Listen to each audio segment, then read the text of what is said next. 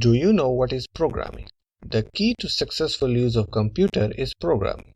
It's the process in which set of instructions is written in a sequence that will produce a desired result when executed on the computer. The data upon which these operations are performed are stored in the memory of a computer.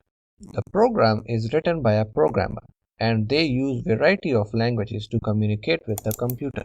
Programming languages are divided into two categories, low-level language and high-level language. Low languages are machine codes that are close to computer.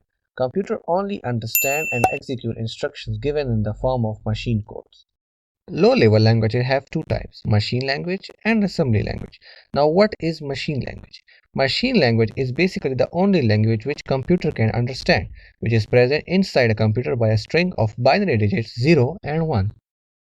The 0 and 1 represents off and on. The symbol 0 stands for the absence of electric pulse and 1 stands for the presence of electric pulse. But it is almost impossible to write a program directly in a machine code. For this reason, programs are written in high-level languages and are translated in the machine language by different translators. Now what is assembly language? Unlike machine language where there is 0 and 1, here operands are given in the form of alphanumeric symbols called mnemonic codes. It can have maximum up to 5-letter combination, for example add for addition, sub for subtraction, level, etc. Due to very less English support given to this language, it is also very difficult to master. The instructions of assembly language will also be converted to machine codes.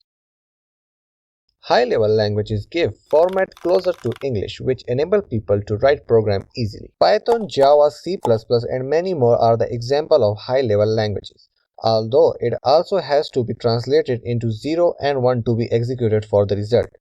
Advantages of high-level languages: it is user-friendly, require less time to write, easier to maintain, problem-oriented rather than machine-based, it can be run on any computer.